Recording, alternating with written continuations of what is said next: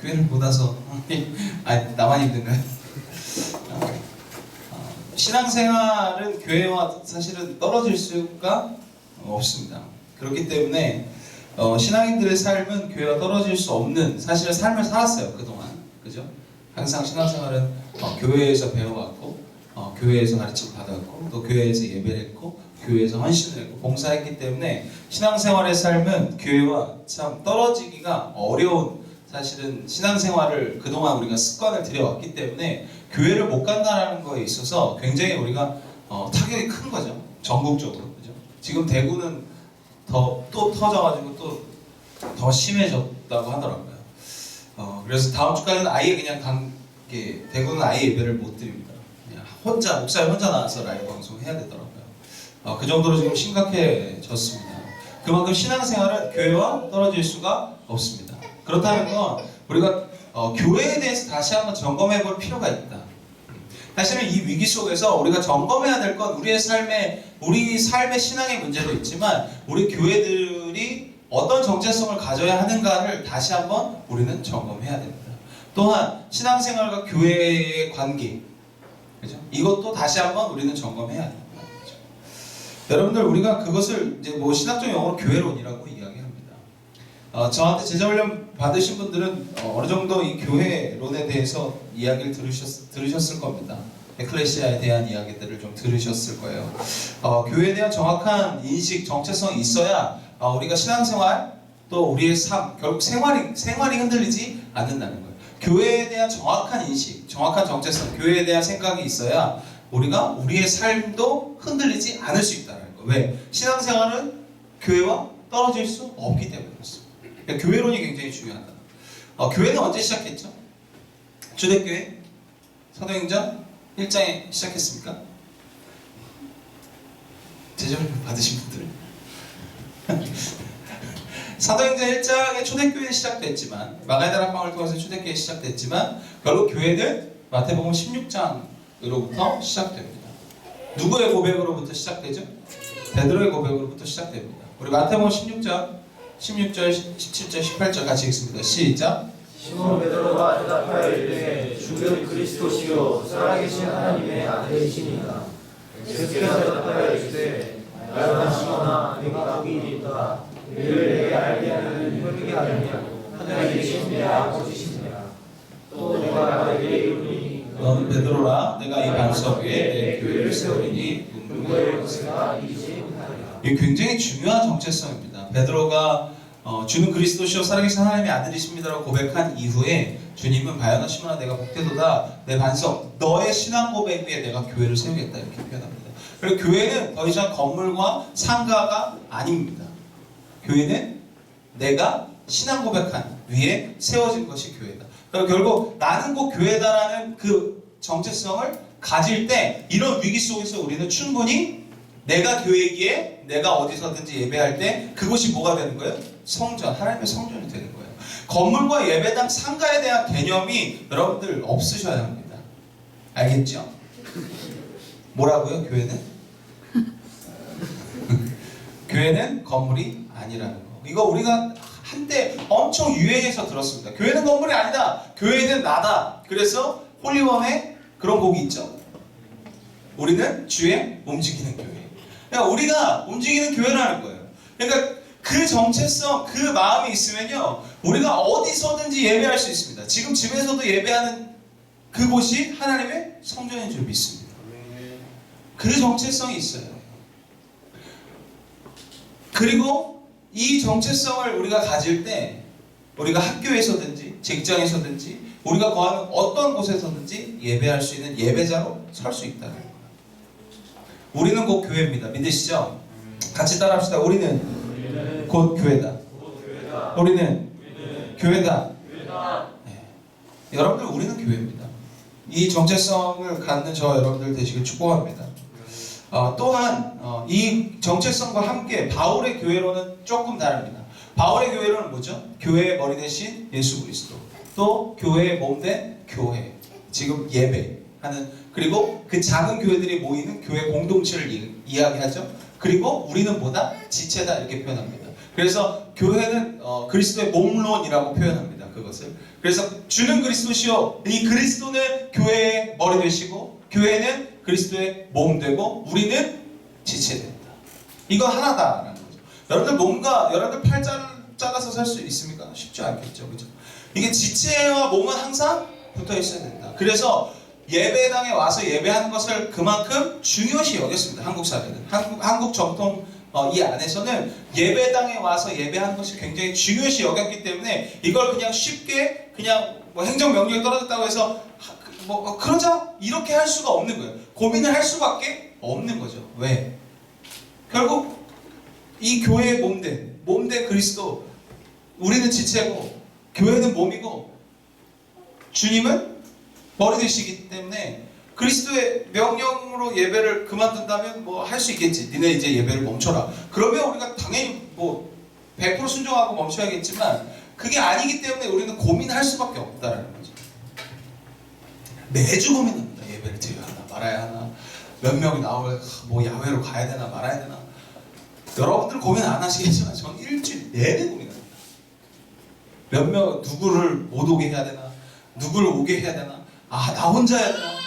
이제 다음 주는 고민입니다. 다음 주 만약에 한번 해보고 싶은 또 예배가 있는데 나 혼자 예배하는 거예요.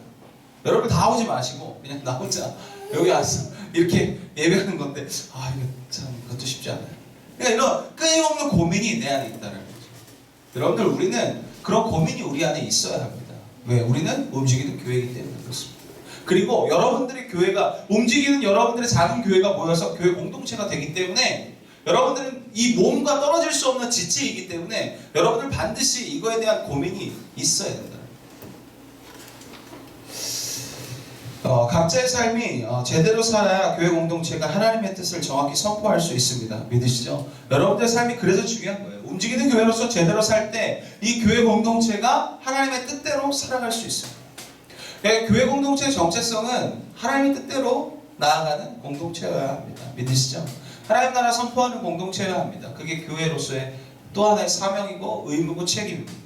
그럼 여러분들 개인의 삶에 교회에 대한 정체성을 정확히 갖고 있을 때 여러분들의 사명을 감당하고 여러분들이 여러분들이 거해 있는 그곳에서 하나님께서 뜻하시고 하나님께서 주신 그 마음들을 순종하고 갈 때 결국 교회 공동체는 온전히 세워진다는 거죠. 공동체와 개인이 떨어질 수 없는 하나인 셈입니다. 그래서 개인은 헌신하고 희생해서 교회를 세워야 하고 교회를 살려야 하고 또한 교회는 개인의 삶을 응원하고 지지하고 철저히 그리스도라 주라 시인하면서 살 수 있도록 영적 지도와 에너지를 줘야 하는 것은 교회 공동체의 몫이라는 거예요. 그러니까 이게 떨어질 수 없다는 거예요. 몸과 지체는 떨어질 수 없듯이 우리가 몸, 다리 자르고 팔 자르고 살기 어렵듯이 마찬가지입니다. 열심히 운동을 해야 몸이 건강한 거고 열심히 우리가 팔다리가 움직여야 몸도 건강한 거예요. 또 이 몸이 건강해야 팔다리가 잘 움직일 수 있습니다. 그러니까 이 두 관계, 여러분들의 개인의 삶과 개인의 교회의 삶과 교회 공동체의 삶이 선순환되지 않으면 어느 하나 구멍 나거나 어느 하나 제대로 작동하지 않으면 다 죽는 거예요. 여러분들 성경은요 죽고 사느냐의 문제를 계속 이야기하고 있습니다. 선악과 생명나무를 먹으면 너희는 살리라. 선악과를 먹으면 너는 정녕 죽으리라. 처음부터 창세기부터 성경은 죽고 사는 문제를 이야기하고 있습니다. 여러분들 우리는 교회 공동체와 개인의 여러분들의 삶 서로가 살아야 합니다. 믿으시죠? 그래서 우리가 이번에 표가 뭐예요? 함께 죽고 함께 살자. 철저히 죽을 때 우리는 예수 그리스도로 사는 거다. 여러분들 개인의 삶이 철저히 죽어야 사는 것인 줄 믿습니다. 교회가 철저히 이 땅에서 죽어야 사는 거. 그냥 죽어야 사는 거. 자, 그냥 살면 좋지만 꼭 죽어야 산대요. 팔이 잡으라니까.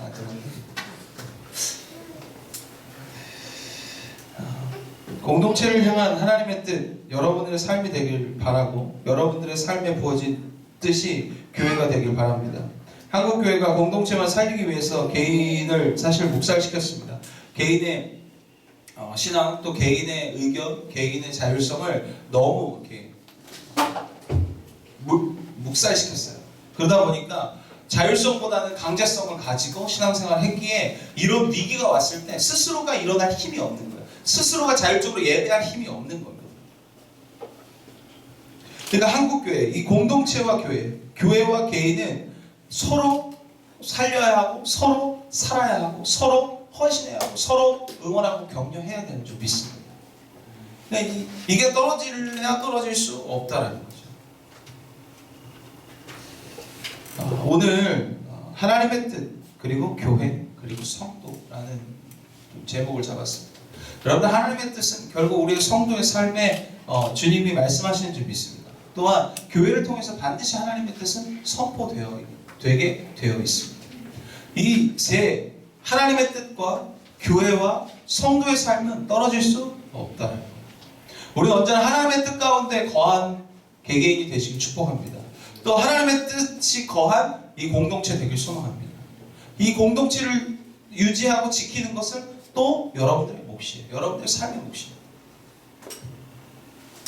오늘 이 여호수아 14장 이 1절에서 5절까지 말씀에서 말씀하신 이 하나님의 메시지가 저와 여러분들 하나님의 뜻을 온전히 선포할 수 있는 귀한 은혜가 있길 소망합니다.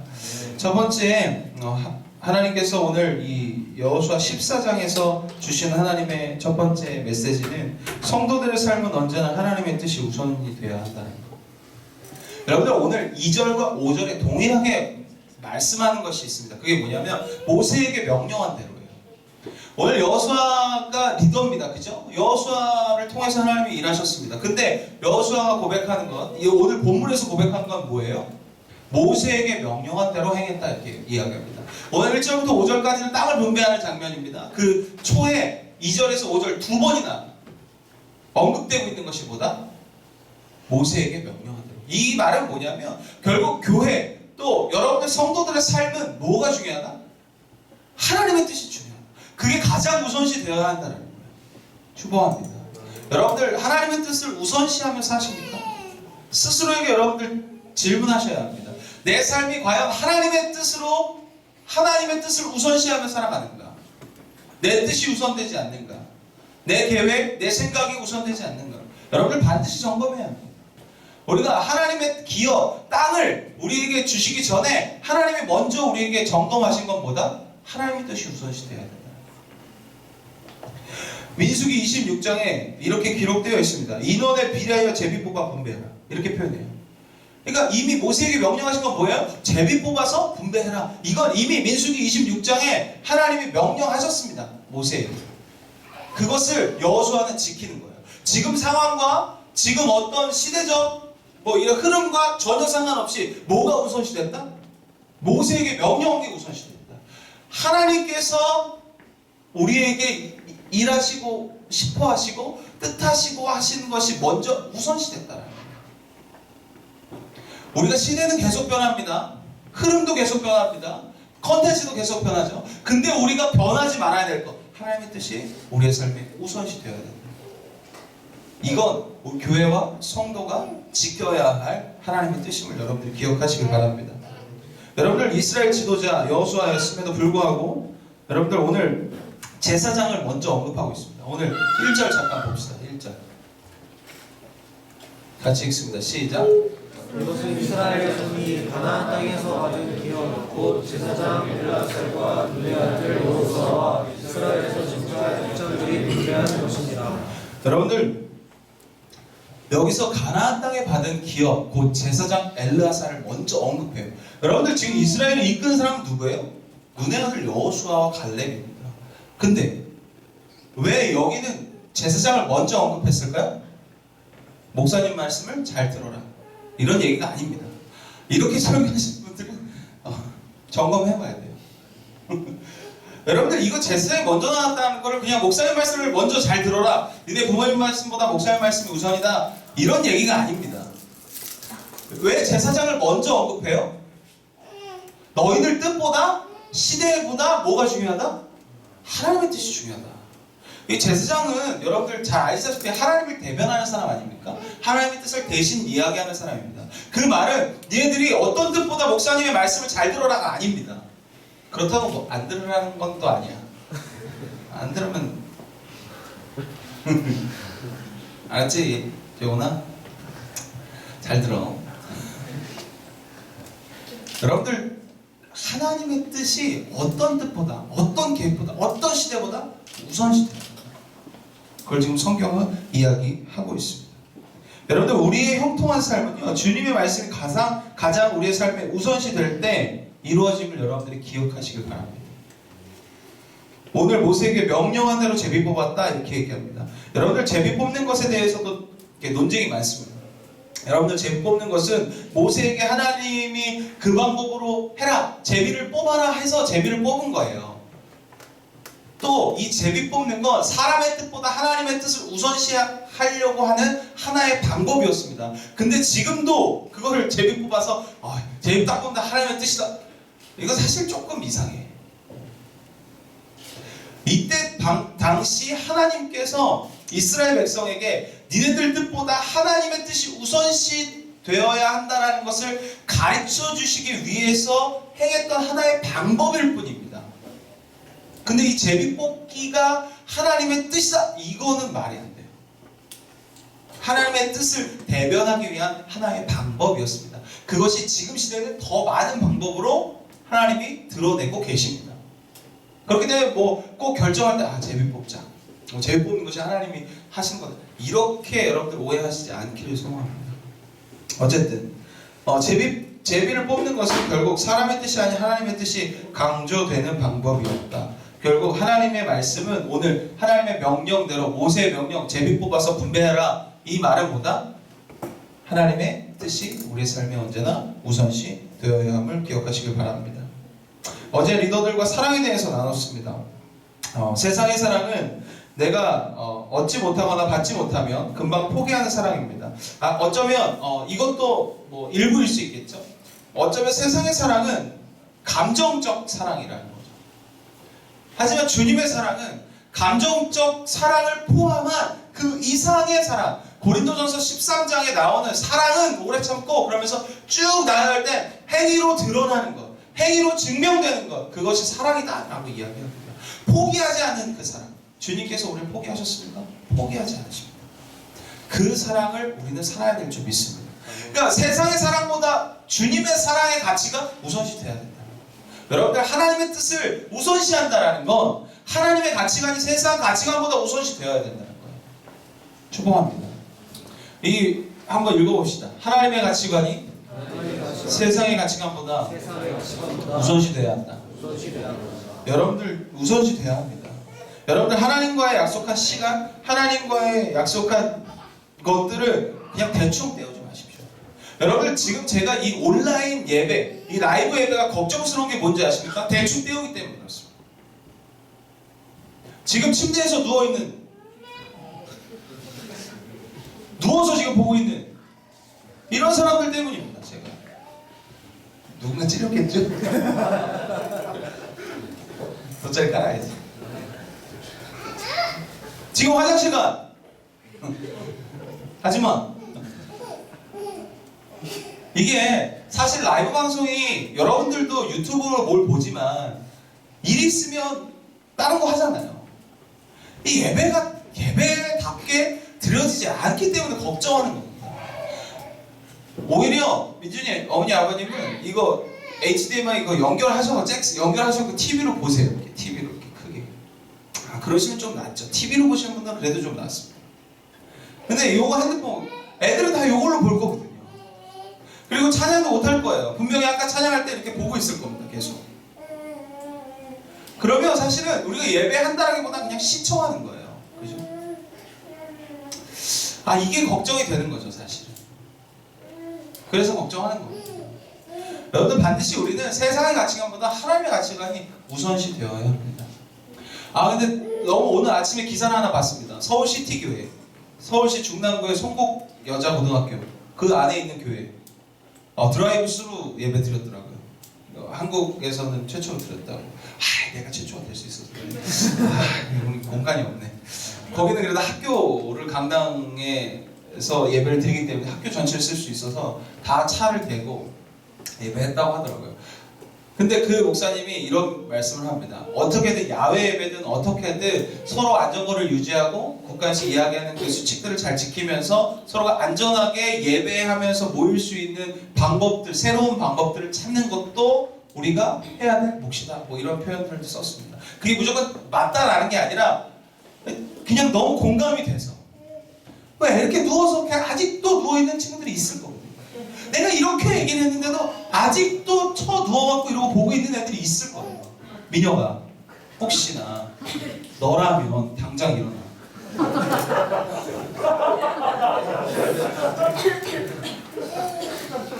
이게 우리가 그런 태도와 그런 마음으로 어떻게 예배라는 걸 드릴 수, 그냥 시청이죠. 그냥 예배 시청. 그런 것들이 사실은 우려돼서 우리가 되는 거예요. 근데 우리의 모든 삶의 문제들이 마찬가지입니다. 세상의 가치관보다 하나님의 가치관이 우선시 되길 소망합니다. 축복합니다. 그래서 우리가 사실은 돈 버는 것이 우선이고 뭐 인정받고 칭찬받고 사랑받고 싶어하는 것이 우선이라면 우리가 좀 상처를 받아도 하나님의 가치관으로 용서하고 사랑하는 것이 우선시 여러분들 삶에 되길 소망합니다. 그러니까 우리는 복수하는 것이 우리의 세상의 방법이라면 하나님의 방법은 복수하는 것이 아니라 용서하고 사랑하는 겁니다. 그러면 그 방법을 우리 삶에 우선시해서 살아가야 되는 거예요. 예수님을 사랑한다 얘기하고 신앙이 있다고 얘기하는 사람들은 하나님의 가치관으로 살려고 치열하게 애써야 된다는 거예요. 그냥 세상의 방법을 아무렇지도 않게 따라가면서 나는 예수님을 사랑해 웃기지 마. 예수님 사랑하는 거 아닙니다. 그러니까 여러분들 그냥 단순히 시청, 팬으로서 예수님으로 살아가지 마십시오. 제자의 삶을 사는 저 여러분들 되시길 축복합니다. 예수님을 진정으로 쫓는 거, 예수님이 이야기하셨던 그 가치관을 치열하게, 연약하고 안 되지만 치열하게 살아내는 거, 그것이 우리가 해야 될 몫임을 여러분들이 기억하시길 축복합니다. 여러분들 구약에서 대표적으로 사울은 하나님 뜻보다 자신의 뜻으로 살아갈 때 결국 버림받았습니다. 뭐 다 버림받는다 이런 얘기가 아닙니다. 하나님의 뜻보다 자신의 뜻을 우선시할 때 사울은 버림받았습니다. 베드로는 질책을 받았어요. 이 말은 뭐예요? 결국 하나님의 뜻보다 사람의 뜻이 우선시될 때 하나님 기뻐하시지 않는다는 얘기죠. 여러분들 삶에 여러분들의 뜻보다 하나님의 뜻이 우선시되길 소망합니다. 그렇게 살아가는 저 여러분들 되시길 소망합니다. 반면 사무엘은 자신의 뜻을 뒤로하고 다윗에게 기름 부으심으로 이스라엘의 구원의 역사를 썼습니다. 나는 분명히 첫째 아들한테, 사무엘은 첫째 아들에게 감동이 있었어. 그래서 기름 부으려 할 때 뭐라 했어요? 멈춰, 하지 마라. 둘째, 셋째 쭉 내려가서 마지막에 결국 본인의 뜻과 상관없이 누구의 뜻으로? 하나님의 뜻으로 다윗에게 기름 부었어요. 그리고 그가 이스라엘 왕이 됩니다. 여러분들 하나님의 뜻대로 할 때 하나님께서 여러분들을 왕처럼 사용하실 줄 믿습니다. 그게 무조건 뭐 재물이 많고 뭐 잘 되고 이런 뜻의 가치는 아닙니다. 이것도 세상 가치니까. 그런 이야기가 아니라 하나님의 뜻이 우선시 될 때 여러분들을 왕같은 제사장으로 하나님께서 여러분들 삶에 사용하실 줄 믿습니다. 마태복음 6장 33절 같이 읽습니다. 6장 33절 같이 읽습니다. 시작. 너희도 먼저 그 나라와 그의 의를 구하라. 그리하면 이 모든 것을 너희에게 더하시리라. 아멘. 우리의 시간, 재정, 열정 모든 것을 주님의 것을 구별되어 드리시는 저와 여러분들 되시길 축복합니다. 아멘. 구별되어서 내가 주님께 드리고 싶지 않으면 그냥 여러분들 신앙생활을 하지 마세요. 축복합니다. 왜냐하면 여러분들 그런 정신과 그런 마음으로 신앙생활을 해서 욕먹는 거예요. 무슨 얘기인지 아시죠? 나는 하나님의 가치관을 따르고 싶지 않은데 세상 가치가 여전히 있는데 신앙생활을 한다고 교회를 다니니까 그 사람들 때문에 욕먹는 거예요. 여러분들 신앙생활을 하기로 결단하셨으면, 교회를 나가셨으면 우리는 철저히 하나님의 가치관으로 살아가려는, 적어도 살려고 애쓰는 모습이 우리 안에 있어야 된다는 거예요. 철저히 세상 가치관을 뒤로하고 하나님의 가치관으로 좀 살고자 하는, 내가 시간을 구별해서 드리고 재정을 구별해서 드리고 우리의 열정을 구별해서 드리려고 하는 그 마음이 있어요. 그게 신앙생활이죠. 우리의 삶에도 마찬가지입니다. 그냥 너무 아무 고민 없이 세상을 따라가는 거, 그럼 그런 사람들 때문에 욕먹는 거예요. 부딪히시고 정면 돌파하고 고민하고 생각하고, 제가 그랬죠. 저번 주에 스트레스 받으라고, 교회를 위해서 스트레스 하나님의 일을 위해서 스트레스 받으라고.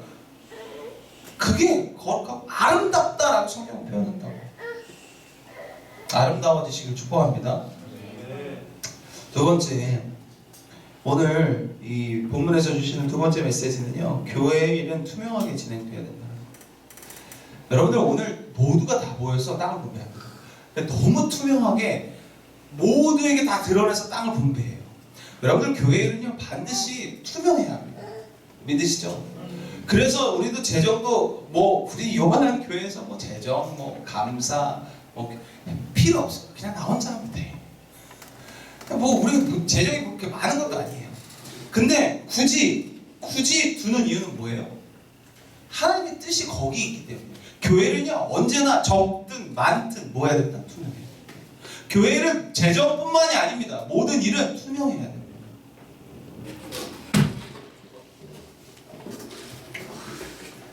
괜찮습니다. 어차피 바뀔 거예요. 괜찮아요. 오늘 여호수아는 모든 자들이 볼 수 있도록 투명하게 땅을 분배합니다. 그리고 그것을 제비 뽑습니다. 제비 뽑는 것은 아까도 얘기했듯이 하나님의 뜻과 개입을 신뢰함을 의미합니다. 우리 교회가 재정과 교회 운영에 항상 투명하게 진행되어야 합니다. 저희 교회는 총 4번으로 나눠서 재정 보고합니다. 그래서 원래는 이번 주에 하는 건데 이번 주가 아직 다 끝나지 않아서 다음 주 첫째 주에 분기 넘어서 첫째 주에 항상 재정을 보고합니다. 여러분들 재정 보고도요, 여러분들 관심 있게 보셔야 합니다. 여러분들의 삶을 드렸습니다. 그죠? 헌금은 여러분들의 땀을 들이고 삶을 들이고 신앙을 고백한 거예요. 그거에 대해서 어떻게 썼는지 어디에 썼는지 아셔야 되는 건 우리가 해야 될 교인으로서 성도로서의 몫이에요. 그냥 관심 없이, 청년들은요 별로 관심 없어요. 그냥 드리고 그냥 마음 드리면 뭐 드리고 끝, 이게 아닙니다. 드렸으면 그게 구체적으로 어디다 쓰였는지 어떻게 쓰였는지 알아야 돼요. 관심 가져야 돼요. 궁금해야 합니다. 그것이 우리가 성도로서 교회를 향한 사랑하는 마음이에요. 그래야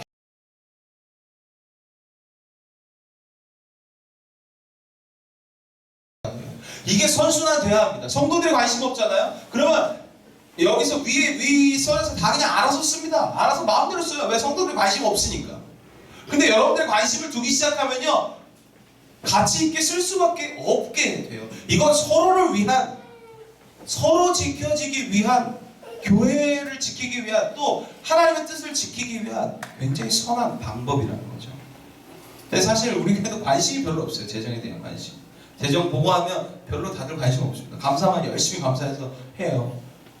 그게 아니라 너무 감사를 믿는 것 같아. 이번에 감사 바뀌었는데, 조영재로 감사 바뀌었지만 너무 감사를 믿지 마세요.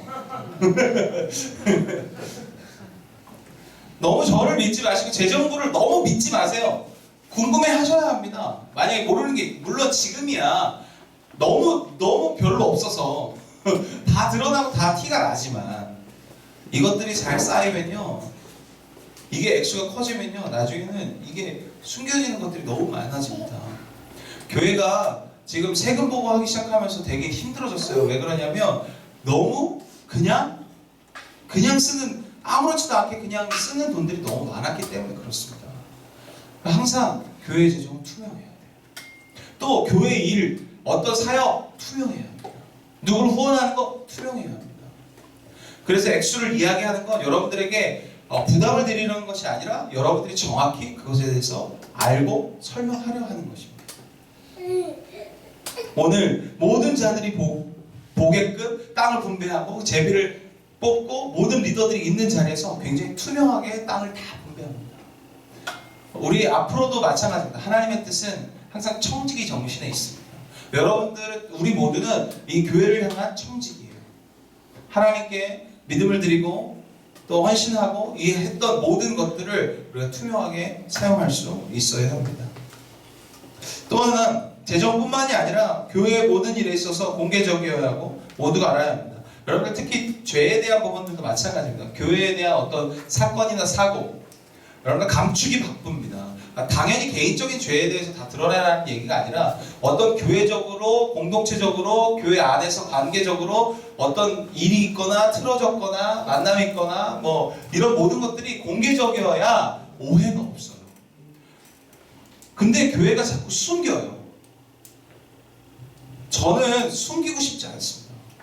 다 드러내고 싶습니다. 교회에 대한 문제, 사건, 관계의 문제들 사실은 뭐 드러낼 수 있으면 최대한 드러내는 것이 서로를 지키는 거예요. 여러분 상처는요 드러내지 않으면 치유할 수 없습니다. 곪습니다. 자꾸 드러내야 치유되는 거예요. 또 드러냈을 때 정죄하지 않는 시선이 우리에게 또 필요합니다. 그런 성숙함이 우리에게 필요해요. 축복합니다. 우리가 잘못과 오해에 있어서 저는 드러내야 된다고 생각해요. 공동체의 어떤 상처나 아픔이나 또 혹시 실수나 잘못된 일에 대해서는 우리가 투명하게 반드시 드러내야 되는 것이 교회의 사명이고 교회의 책임이고 교회의 의무고 그것이 곧 하나님의 뜻임을 여러분들이 기억하시길 바랍니다. 그래서 우리는 점검해야 돼요. 계속해서 교회가 투명하게 하고 있는가. 세 번째, 오늘 본문에서 우리에게 주신 세 번째 메시지는 하나님의 일은 성도들의 협력 속에서 선한 결과를 낳습니다. 여러분들 하나님의 일은요 언제든지 성도들의 협력 안에서 협력 속에서 선한 결과를 낳는다는 거예요.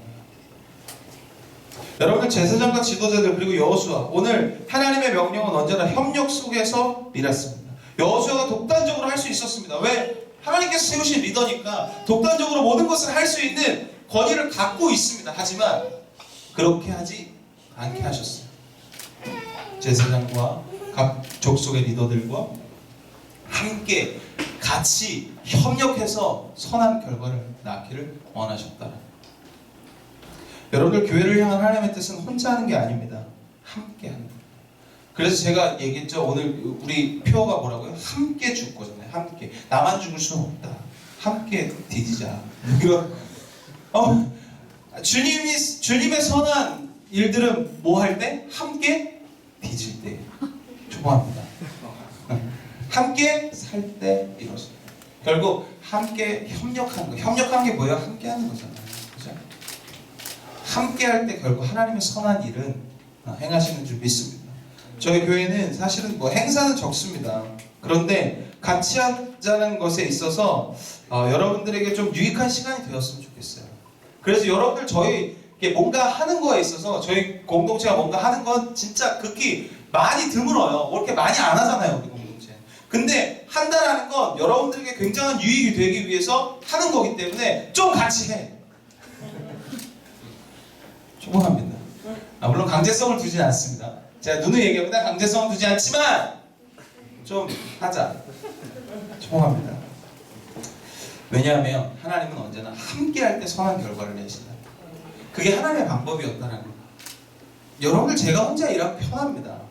제가 잘하는 사람 몇 명 뽑아서 뭐 일 잘하는 애들 몇 명 뽑아서 하면요 뭐든 쉽고요 뭐든 좋아요. 뭐든 재밌어요. 왜? 재밌는 애들 뽑아갖고 하면 되거든요. 근데 그게 아니라는 거죠. 하나님의 일, 교회는 하나님의 뜻을 향한 교회의 모습은 잘하는 사람, 좋아하는 사람만 뽑아서 하는 게 아니라는 거예요. 뭐예요? 같이 하는 거. 협력해서 하는 거. 그것이 선한 결과를 낳는다. 저희 목회 철학은 함께함입니다. 그래서 예전에 그 페이스북에 글을 올릴 때 그 어떤 단어를 가장 많이 썼느냐 해가지고 예전에 뭐 그렇게 테스트하는 게 있었어요. 한 해에 어떤 글을 가장 많이 썼는지, 어떤 단어가 가장 많이 썼는지. 근데 가운데 이만하게 크게 저는 함께 이렇게 써있더라고요. 내가 함께를 굉장히 중요시 여깁니다. 그래도 이게 저는 사실 혼자 다 잘합니다. 죄송합니다. 혼자 잘해요. 혼자 하는 게 편하고요. 여기도 혼자 잘하는 사람도 있고 혼자 하는 게 편한 사람도 몇 명 있죠. 근데 여러분 하나님은 혼자 하는 거 물론 혼자 해야 될 일이 있지만 혼자만 하는 건 원치 않으세요. 교회는 반드시 협력 속에서 함께하는 것이 선한 결과를 난다라는 사실을 여러분들이 기억하시길 축복합니다. 아멘. 그래요. 함께 합시다. 근데 이게 희한하게 이상한 합리화하면서 자신의 마음의 없음을 핑계하더라고요. 함께 하지 않으면요, 당연히 함께 누릴 수는 없습니다. 여러분 그거 기억하셔야 돼요. 함께 안 하면 함께 누릴 수는 없어요. 예전에 뭐 이렇게 그런 분들이 계셨어요. 지금은 우리 공동체가 없지만 저한테 와서 이렇게 저는 함께 할 수 없는데 너무 소외되는 것 같다고 그러면서 되게 섭섭함을 저한테 굉장히 드러내신 분들이 있었어요. 근데 저는 이렇게 가만히 생각해보니까 함께 안 하는데 어떻게 소외를 안 시키지? 나는 함께 하려고 애를 썼는데 함께를 본인이 안 하면서 소외됐다고 얘기를 해. 그럼 뭐 나보고 어떻게 하는 거야? 여러분 좀 알려주십시오. 제가 어떻게 해야 됩니까? 나는 함께 하자고 했고 함께 하려고 했는데 함께 안 했어. 그랬는데 나한테 와서 소외됐다고 섭섭하대. 그럼 나는 어떻게 해야 돼요? 어떻게 됩니까? 나 축복합니다. 그래서 우리 공동체에 안 남고 가신 것 같긴 한데 근데 좀 마음이 불편하더라고. 나는 어떻게든 함께 하려고 애썼는데 함께 안 하고 마음을 안 두면서 그걸 누리고 싶고 이거 뭐지? 여러분 함께 너무 스스로 합리화하는 것 같아요. 자신의 섭섭함을 드러내기 위한 합리화를 하지 마십시오. 여러분들 함께 할 때 함께 누릴 수 있는 거예요. 함께 안 하면 함께 못 누려요. 그건 함께 그러니까 누리기만 하려고 하는 건 이상한 겁니다. 함께 했을 때 누리는 겁니다. 그러니까 저는 여러분과 뭐든지 함께 하고 싶어요. 왜? 함께 누리고 싶기 때문에. 하나님의 은혜, 하나님의 역사, 하나님의 선함을 같이 누리고 싶기 때문에 함께 하려고 하는 겁니다. 그래서 제가 함께 하자 할 때 좀 해주세요. 많이 안 하자.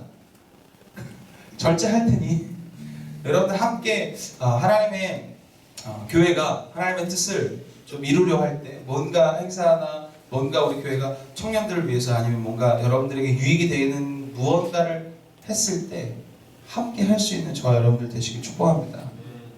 그럴 때 하나님의 선함 또 하나님의 선한 일들은 반드시 이루어질 줄 믿습니다. 시편 133편 1절에 같이 읽겠습니다. 시편 133편 1절 같이 읽습니다. 시작. 그러나 형제가 연합하여 동거함이 어찌 그리 선하고 아름다우고. 아멘. 믿으시죠? 보라 형제가 연합하여 동거함이 어찌 그리 선하고 아름다운고. 이렇게 시편 기자는 표현합니다. 마태복음 18장 19절도 한번 같이 읽습니다. 시작. 진실로 진실로 너희에게 이르노니 너희 중에 두 사람이 땅에서 합심하여 무엇이든지 구하면 하늘에 계신 아버지께서 그들을 위하여 이루게 하시리라. 아멘. 여러분들 예수님이 기도하러 가실 때 혼자 가면 얼마나 쉽습니까? 혼자 기도하러 가시면 훨씬 더 집중 잘 되겠죠. 근데 누구와 함께 갔어요? 3명의 제자와 함께 갔습니다. 근데 그 3명의 제자는 뭐 했어요? 졸았어요. 그러면서 기도하면서 3번이나 가서 이야기합니다. 기도하라고. 깨어 기도하라고. 근데도 그 사람들은 졸았어요. 여러분들 예수님이 기도를 잘하는 사람을 데려간 것이 아닙니다. 함께 하고자 한 거예요. 예수님 혼자 새벽에 기도하러 가시면 더 집중 잘 되고 하나님과 더 친밀해질 수 있죠. 훨씬 더 혼자 가는 게 낫겠죠. 근데 예수님은 항상 함께 하셨어요. 3명의 제자들과 함께 하셨고 12명의 제자들과 함께 하셨고 120의 문도들과 함께 했어요. 언제나 함께함이 있어요. 하나님의 일은요 함께하는 속에서 협력하는 속에서 주님의 일들이 주님의 뜻이 선포되는 줄 믿습니다. 협력해서 선을 이루는 저와 여러분들 되시길 축복합니다. 함께 선한 일을 도모하고 함께함으로 선한 주님의 일을 해가는 저와 여러분들 되시길 바랍니다. 여러분들 하나님의 뜻은 교회를 통해서 전달됩니다. 그게 바울의 교회론이었습니다. 그리고 그 지체된 우리는 교회를 통해서 선포된 하나님의 말씀을 잘 이해하는 책임과 의무가 있다는 것. 그래서 교회는 투명해야 하고 또한 성도는 하나님의 명령에 하나님의 뜻이 가장 우선시 되어야 합니다. 또한 교회를 통해서 하는 선한 하나님의 일에 협력해야 합니다. 말로만 예수님을 사랑하는 것은 사랑이 아닙니다. 협력하여 선을 이루는 것이 예수님을 사랑하는 것임을 여러분들이 기억하시고 우리가 이 위기가 우리에게 또 다른 기회가 되게끔 이 교회가 또 선포하고 하나님의 뜻을 이야기하고 또 행하려는 이 모든 일들에 함께 동참하는 저와 여러분들 되시길 축복합니다. 그래서 하나님의 뜻은 온전히 선포하는 교회 공동체 되길 소망하고 그것을 순종하는 우리 되길 소망합니다. 기도하겠습니다. 주님, 이 어려운 시대 속에서 하나님의 뜻이 온전히 선포되기를 원합니다. 하나님의 은혜와 하나님의 긍휼하심이 이 어려운 시기 속에서 이 세대 속에서 있길 원하고 우리는 언제나 하나님의 명령과 하나님의 말씀에 우선시하는 저희들 될 수 있도록 주여 인도하여 주옵소서. 우리는 교회가 떨어질 수 없습니다. 우리는 주님의 지체고 또 교회는 하나님의 예수 그리스도의 몸된 곳임을 우리가 다시 한번 선포합니다. 주여, 우리의 이 연합이 우리의 아름다운 이 교제를 통해서 하나님의 나라와 하나님의 뜻이 온전히 선포될 수 있도록 주여 인도하여 주옵소서. 하나님, 우리 교회를 축복하시고 이 패스 커뮤니티 교회가 더욱더 하나님의 말씀 앞에 서며 하나님 중심으로 움직이며 또 그 안에서 우리가 투명하게 하나님의 일들 선포하며 나아갈 수 있도록 주여 인도하여 주옵소서. 감사합니다. 모든 것 주님께 맡기며 이 모든 말씀을 주 예수 그리스도 이름으로 부탁드립니다. 우리 신실하시네.